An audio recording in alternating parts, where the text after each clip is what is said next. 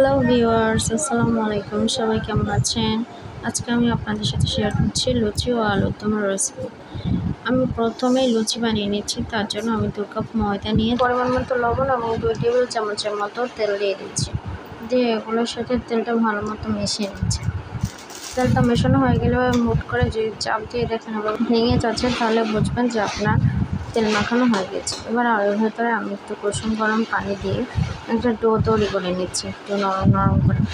আপনারা চাইলে ঠান্ডা পানি দিয়েও ডো তৈরি করে নিতে পারেন, কিন্তু গরম পানি দিয়ে ডো তৈরি করলে একটু বেশি সফট হয়, যার কারণে আমি গরম পানিটা ইউজ করছি।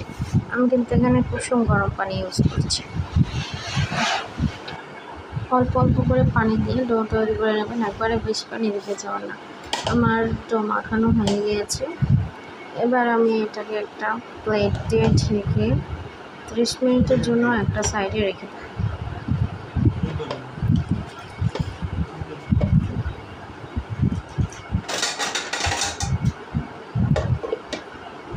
এরপরে আমি আলুর দমটা তৈরি করে নিচ্ছি। আলুর দমের জন্য আমি এরকম ছোটো সাইজের আলু নিয়ে নিয়েছি।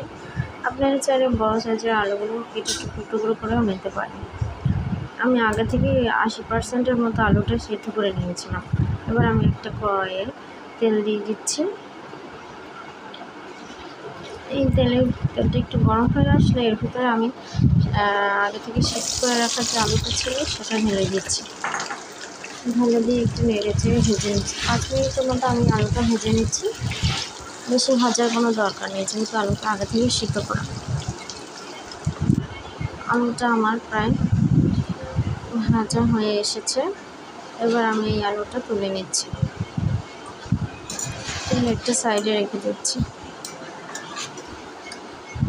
আমি যে তেলে এই আলুগুলো ভেজেছিলাম সেই তেলের ভিতরেই একটা তেজপাতা, 2টা এলাচ, 1 টুকরো দারুচিনি আর 3 টুকরোর মতো লবঙ্গ দিয়ে দিচ্ছি। দিয়ে একটু নেড়ে চেড়ে নিচ্ছি, এটা সুন্দর একটা ফ্লেভার আসে। এর ভিতরে আমি এখন দিয়ে দেবো কাঁচা পেঁয়াজ কুচি, দিয়ে এটাকে একটু ভালো মতো নেড়ে চেড়ে ভেজে নিচ্ছি। আমি লাল লাল করে ভাজবো না, এটা একটু সফট হয়ে আসলে এর ভিতরে আমি দিয়ে দেবো পেঁয়াজ বাটা। পেঁয়াজ বাটা দিয়ে এটাকে একটু ভালো মতো নেড়ে চেড়ে কষিয়ে নিচ্ছি, যাতে এর গন্ধটা দূর হয়ে যায়। কষানো হয়ে গেলে এর ভিতরে আমি দিয়ে দেবো 1 টেবিল চামচ আদা ও 1 টেবিল চামচ রসুন বাটা। দিয়ে এটাকে একটু ভালো মতো কষিয়ে নেন। এর ভিতরে আমি 2টো টমেটো ইউজ করছি এবং কুচি করে দেবেন। টমেটোটা আমি কষাতে কষাতে একদম ঝোল বানিয়ে ফেলবো।